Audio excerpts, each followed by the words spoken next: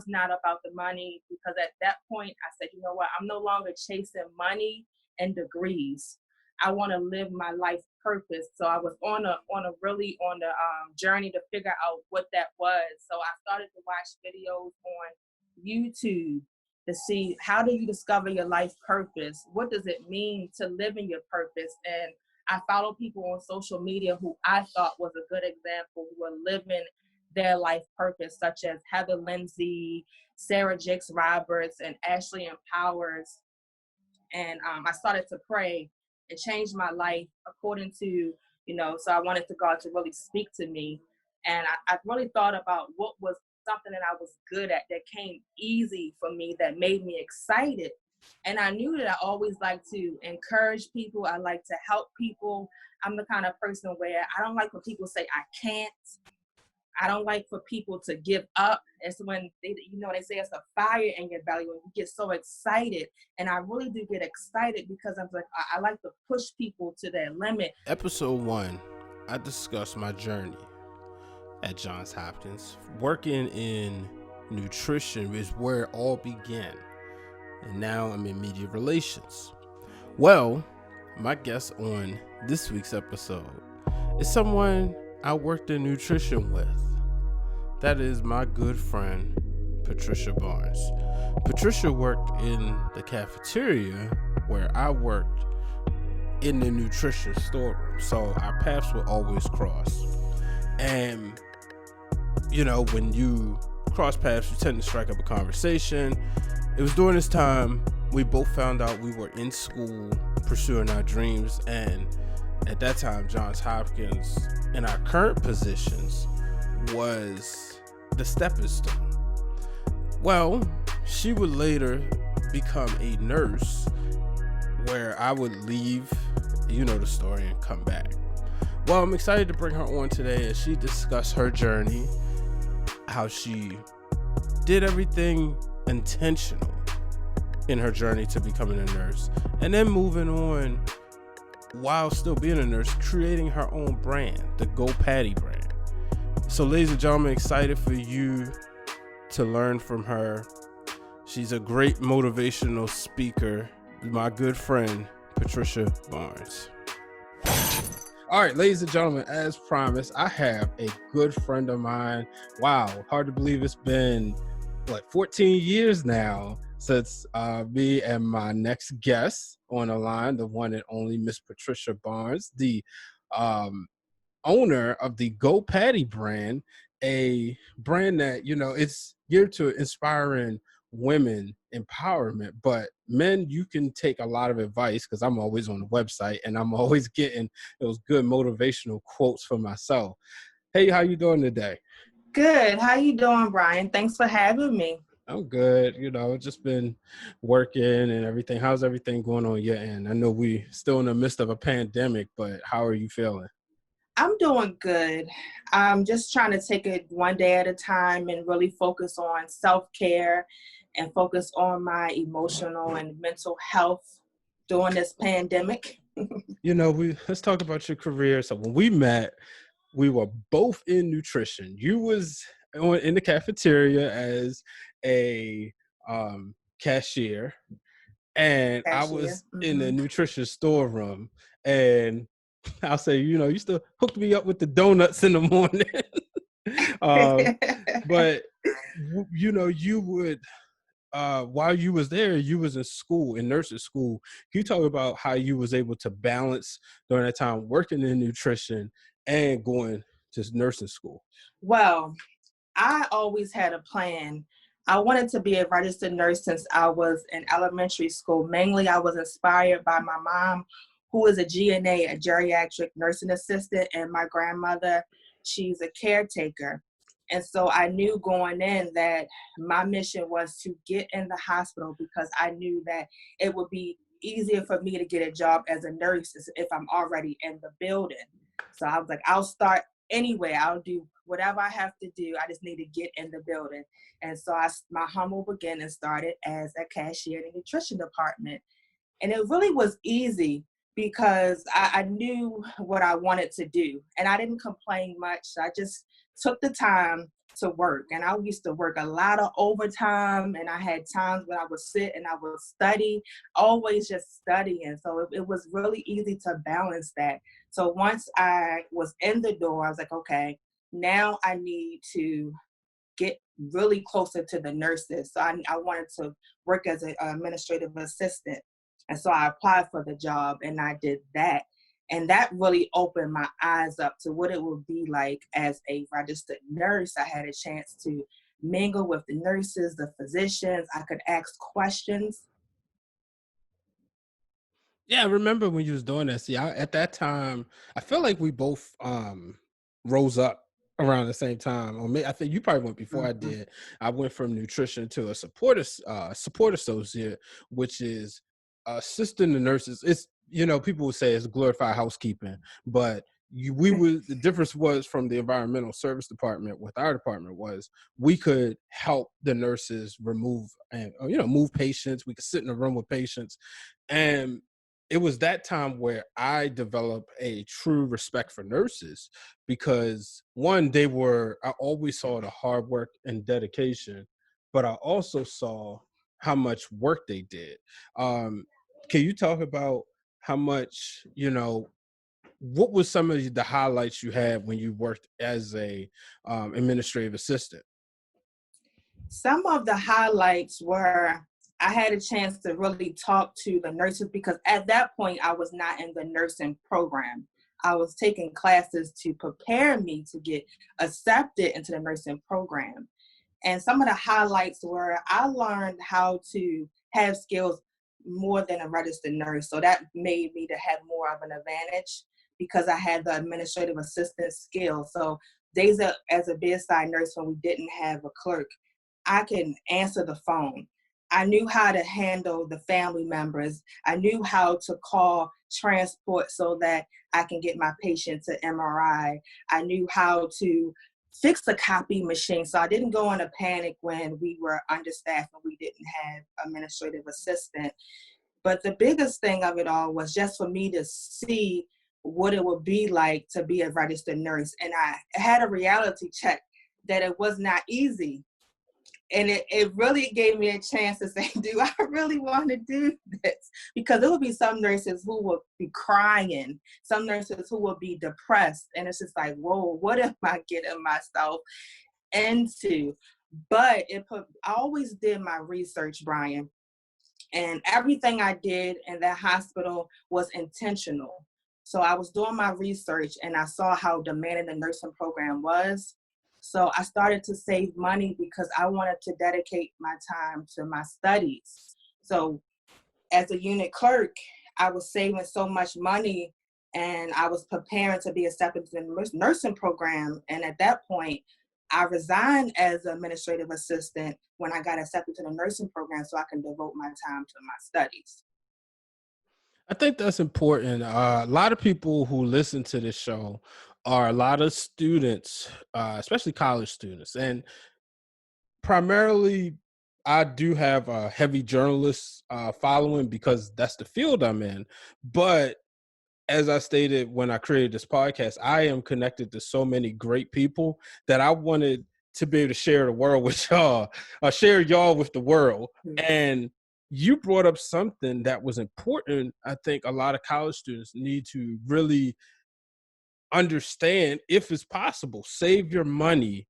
That way you can focus on your studies. I did the same thing Yes. when I was at Best Buy.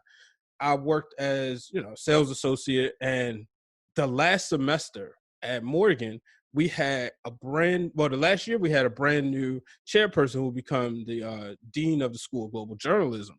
And one thing he changed the whole program, and we were getting so much more opportunities, but I had to miss like opportunities to shoot for the news and film, really cool, big time lectures. And my co-host, shout out to the real Dwayne Allen, he said, "Hey man, we got a new guy coming. He mean business. You kind of missing out on these opportunities because of work." So, Yes. so Yes. it's really important. You said that you got a chance to focus. So you graduate. You went to Coppin, right? Yes. Coppin State. Shout out to the HBCUs. Woo, woo. You graduate. Now, how do you get back to Johns Hopkins as a nurse? And were you on a similar floor? Did you run into some of your former colleagues when you were an administrative assistant? Can you talk about that process? Okay. So as I said, everything I did was intentional.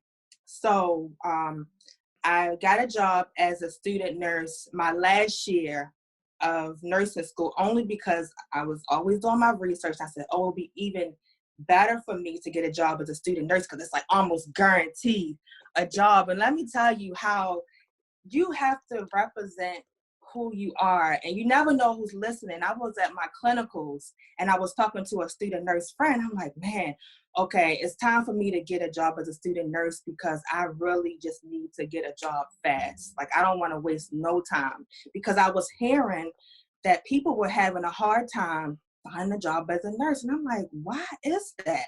So once I did my research, it's like, oh, it's easier for you to get a job as a student nurse.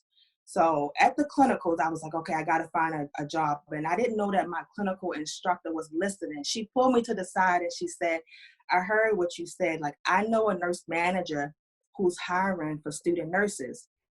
Within a week, I had an interview with the nurse manager. Brian, it was the easiest interview ever. He said to me, I know my friend, your clinical instructor's integrity, that she would not recommend anyone who's not good. So you're hired.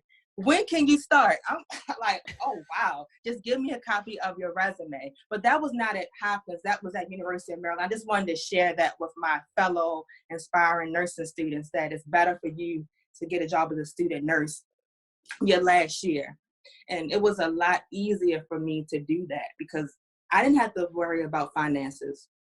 But I just wanted to set my financial, my secure my job future. And I did that.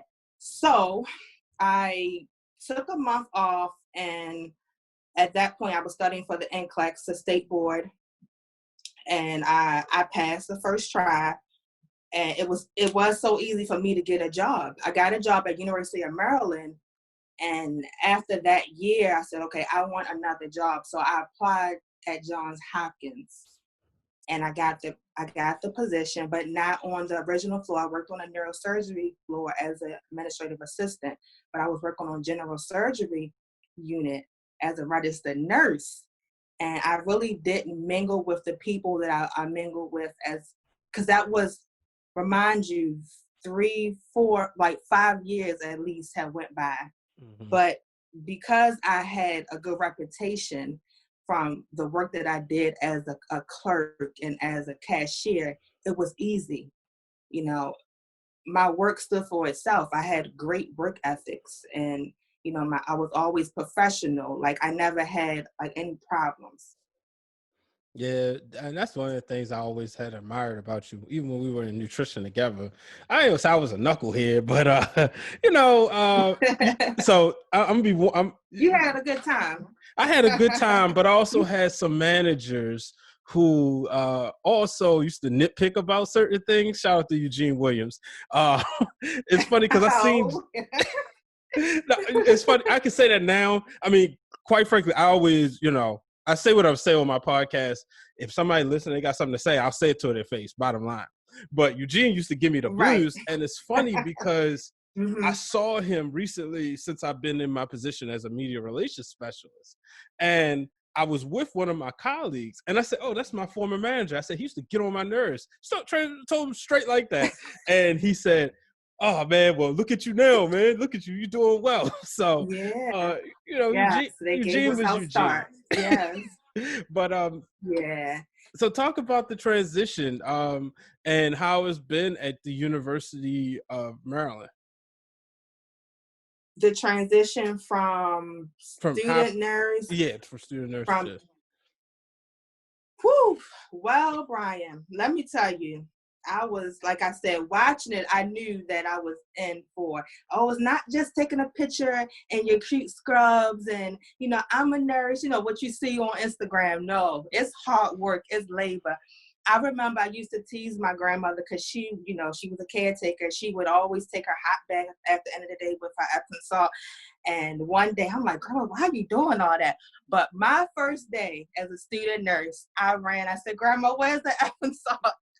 My feet were so tired, so hurt. It was, my feet were throbbing because literally in 12 hours, I probably sat down maybe a half an hour. Like I didn't even have time to eat my lunch.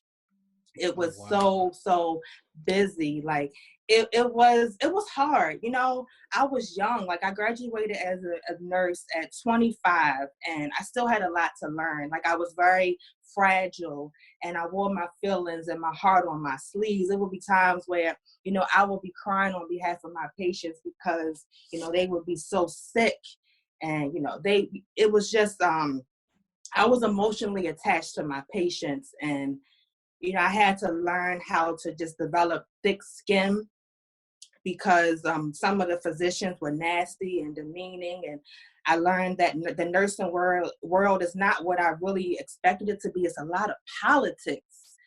And I'm not for that. You know, I go to work, I work hard, I mind my business, but that made me a target, really. So I had to accept that, you know, this is the career that I'm in. And it was really tough at times, but it was rewarding because I was there for my patients and I had a great rapport with my patients. And, you know, I received one of the best awards you can receive at the University of Maryland that only 150 people get. And you know, because the patient sends a letter on your behalf about your service and how you made them feel to the president of the hospital. And a Wow. lot of people do not get that. So it made it worth it because I had to fight a lot of battles and I had to really grow up. And it's almost been 10 years that I've been a registered nurse. The transition it was hard, but it was worth it. I feel like anything in life worth fighting for is challenging. You have to get used to it. Yeah, man, you took me back. It was a time, you know, during my support associate days when getting attached to patients. You know, I only did the job for 4 months, but you get attached and, you know, you see them at their sickest. And I was on the cardio floor. So um, shout out to Dr. Steve Shulman. And it was hard seeing them, or sometimes you leave them on Friday, you come back and they're not there anymore. You know, how did you, I understand you developed thick skin, but you're a naturally caring person. I know for me personally, there's been times when I needed to talk and Mm. you always been right there. How have you been able to do this for so long? And you know, like, and I hate to say these words, but not go crazy. Well, I told you I cried a lot, literally. Like, I realized that I'm really an emotional, empathetic person. Literally, as a nurse, I'm supposed to be the strong one, but I'm in the room crying with the family and the patient because the patient is about to die or is about to cold or can't breathe. And, you know, they want to hold my hand. And, you know, but that's what made me stand out as a nurse because I actually do care. But one thing that really helped me to continue to do the job is I had to learn how to take care of myself. So fitness and my faith and eating healthy and getting the proper sleep and just meditating on the word of God and knowing that I'm doing the best I can to take care of this patient has helped me. But I because some people it's like, you know what? They don't really care. Like they don't have the heart. They just doing it for the paycheck. But I actually became a nurse because I want to help people. I care about people's well-being. Literally, I'm fighting for the patient more than they're fighting for their self. And that's taxing, it's draining. But I do it because my heart is in it. I have the compassion. And with time and with experience, you just kind of get used to it. At one point, I felt like I had to leave bedside nursing because I was losing that compassion for others. Not, it wasn't the patients, it was everything else around me, just like the backstabbing. Like women are so catty. It's like they never had a position of power. And I've never been that type of person. Like, I'm okay with the behind the scenes. I don't want to be seen at all. I really just want to do my job and go home and everybody get along and be peace. But man, when I tell you, when you're quiet, the people will attack you. And I remember just being called in the office for dumb stuff because literally nurses are lying on me. They're trying to get you fired. The physicians are down talking to you like you're some child, like you're beneath them. And that used to really hurt my feelings because, like I said, I was the kind of person who wanted to get along with everybody. And, it really used to hurt my feelings, but I really had to just get over it, and just focus on what really matters, that I'm there to help people. And I know that at the end of the day, I'm doing my job. Did you experience, I understand you talk about the cattiness. We're in the middle of a racial pandemic, and it seems like Black people were just invented, and Black people just, arrived at the United States with a lot of the way these companies are, you know, really understanding that Black lives do matter. Did Mm-hmm. you experience any racism during your time? Let me think about that. Did I experience any racism? Like I can tell you, like in retail, I've had people go all but say they wanted a white sales associate over a Black sales associate. Did you have to experience somebody saying they wanted a white caretaker over, I you? really don't recall that happening to me at all. I really don't. I think one time as a student nurse, Hmm. but I was still, no, I wasn't even a student nurse. I was working in clinical, so I was still a student. That, yeah, they did request a white nurse. And I remember my clinical instructor said, there's no other nurse better than cop and state nurses, but if that's what you want, okay, that's fine. But that was the only time that happened to me. Oh, well, that's honestly a Yeah, blessing. Uh, yeah, it is. you enjoy helping people. That's a gift. Everybody doesn't enjoy it the same way, or we live in a world where it's a me world. And you said you like being behind the scenes, you like empowering people. You created the Go Patty brand. When did you decide it was time to create that brand? Okay, so my first year as a registered nurse, I had a plan. Always was just thinking about the next move. So I knew in my mind I wasn't going to be a bedside nurse forever. I gave myself 5 years. And I'm just like, okay, nursing is just a stepping stone to where I need to be. And I didn't even know what that was going to be. But all I knew in my heart was just like, this is not the end. Like, I always like to challenge myself. I like to experience new things. I like to evolve as a person. So you can't grow but so much if you stay on one job and one specialty, one career. That's how I feel. So I had a goal to go to grad school. So I looked into a nurse practitioner, and I actually did a share day with a family nurse practitioner. I had my list of questions and I just observed her, and I'm looking around seeing her, and she was panicking and she was deep breathing and was looking really stressed. And after she finished with her clients, she sat down. She was really nice. She answered all my questions. And she was saying how she had to micromanage nurses. And I'm thinking, there's no way I'm about to manage registered nurses who know what they're supposed to do on top of nurses' assistants. No, I'm not. I'm not. So I lost my interest in doing that. And then I looked into nursing informatics, dealing with technology, and that wasn't something that I was into. I know it's not about the money, because at that point I said, you know what, I'm no longer chasing money and degrees. I want to live my life purpose. So I was on the journey to figure out what that was. So I started to watch videos on YouTube to see, how do you discover your life purpose? What does it mean to live in your purpose? And I follow people on social media who I thought was a good example, who are living their life purpose, such as Heather Lindsay, Sarah Jakes Roberts, and Ashley Empowers. And I started to pray and change my life according to, so I wanted to God to really speak to me. And I really thought about what was something that I was good at, that came easy for me, that made me excited. And I knew that I always like to encourage people. I like to help people. I'm the kind of person where I don't like when people say I can't. I don't like for people to give up. It's when they say it's a fire in your belly when you get so excited. And I really do get excited because I'm like, I like to push people to their limit. I like to challenge them.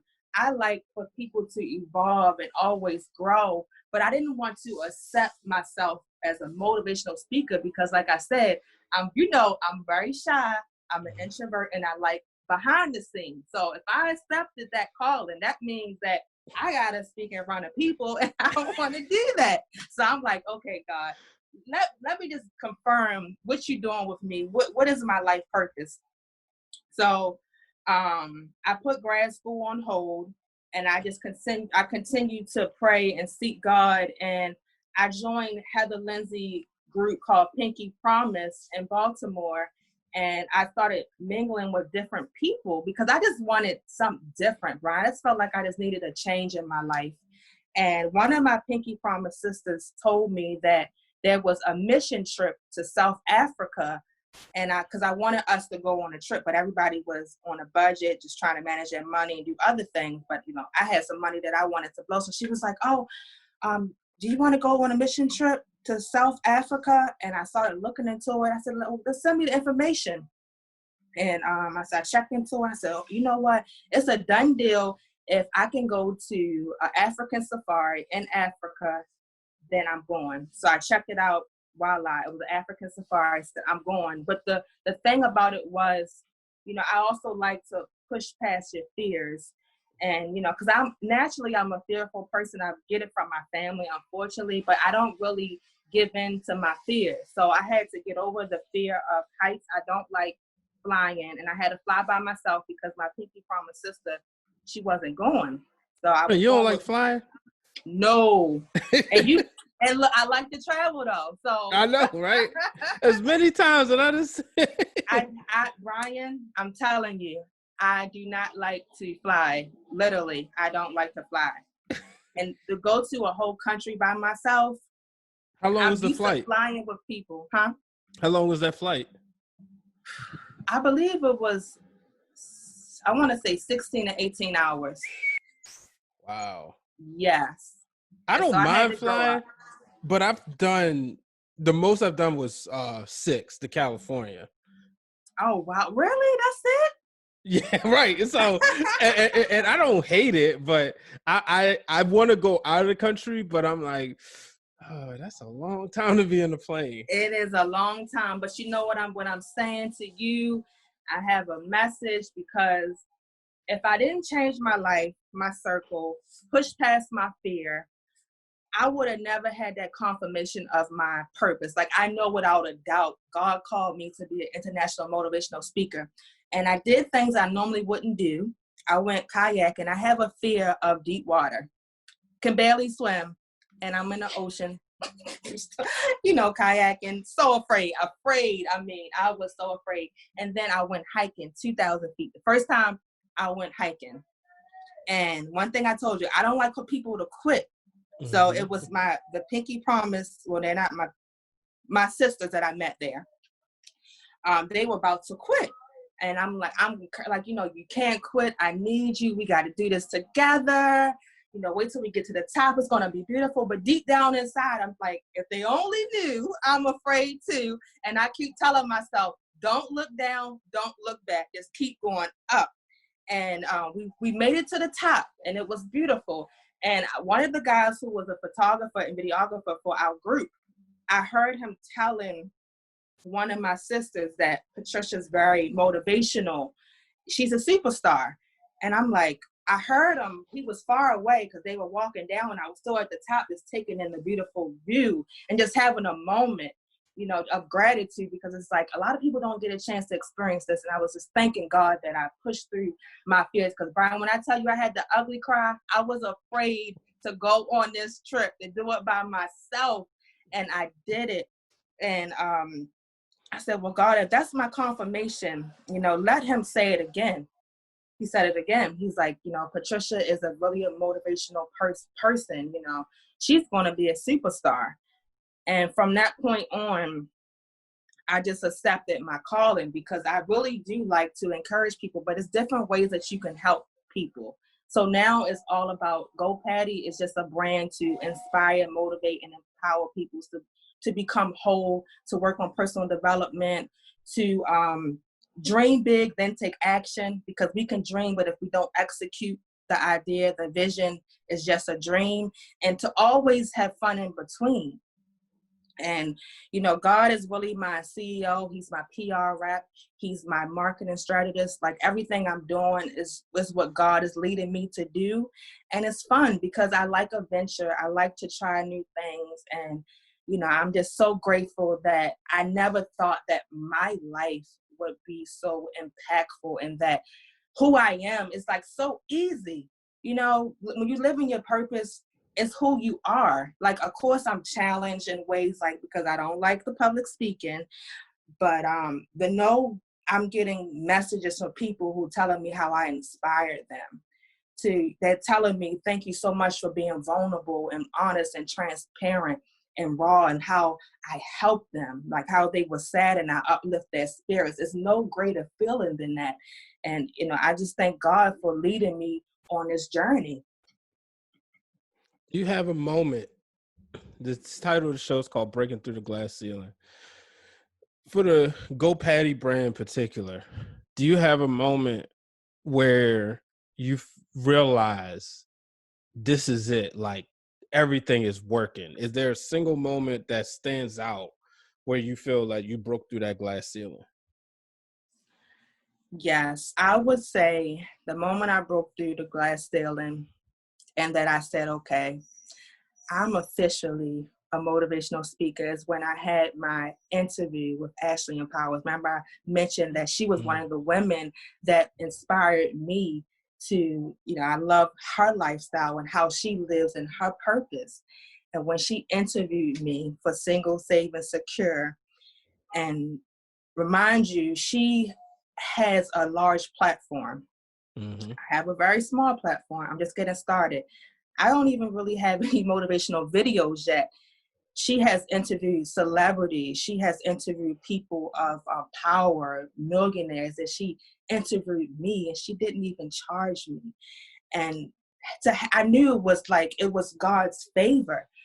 And for me to have that opportunity, Brian, and after it was done, I was so afraid. Like, I'm like, God, what am I doing? What do you have me doing?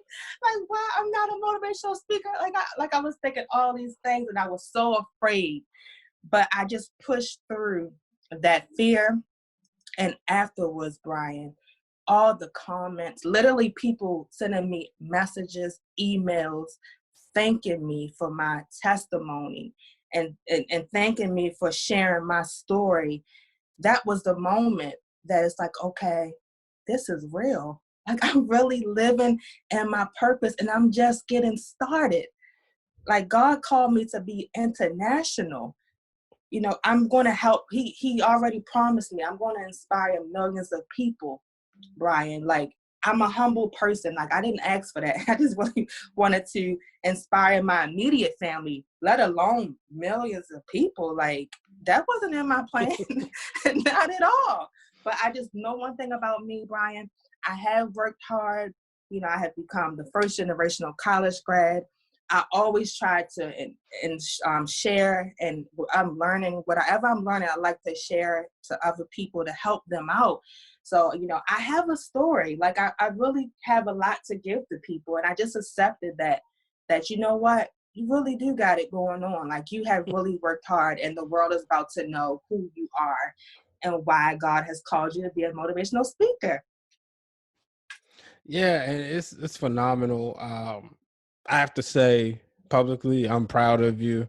I know the journey. I've seen you You know, I remember when you was working hard, studying to be a nurse, and to see where the Go Patty brand is and to see where it's going. I'm really proud of you, and I'm excited. You know, I'm Thank gonna be you. right here to support. Before Thank we you. I'm let you, proud of you too. I'm oh, proud thank of you. you too. We started from the bottom. Now we here. But the thing is, we just getting started. You know, Literally, that's the thing. literally, like We we have a literally. lot of work to do, and I'm going to be right there to encourage you. I'm praying for you. You know, you got it. You are. We just destined for greatness. It's just Amen. in us. Amen. Let the people know where they can connect with the Go Patty brand. You can follow me on Instagram and Facebook at Go Patty Brand. You can read my blog at gopatty.com.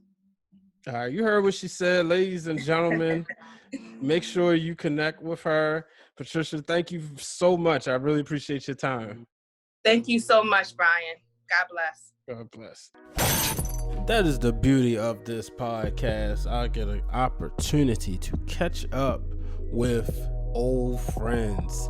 Ladies and gentlemen, next week I bring on somebody whose path I crossed with very briefly during my time at Fox Sports 1340, but he is a true brother of mine, and that is the one and only Kyle J. Andrews. So make sure you tune into that episode. Kyle is a sports writer for the Baltimore Sun and is a diehard Baltimore sports fan like myself. So make sure you tune in, and he's also a podcast host. So make sure you subscribe to the show. Go ahead, hit the subscribe button if you're on Apple and Spotify, Pandora, iHeartRadio, you name it. Hit the subscribe button or the follow button. Drop me a 5-star rating. Help us climb the charts. Share the podcast with all of your friends, folks. Until the next time, remember, there's not a glass ceiling that you can't overcome. This podcast was recorded and edited by B Waters Productions. The music by Hypno Beats. Make sure you follow him at Hypno_Beats with a Z on Instagram.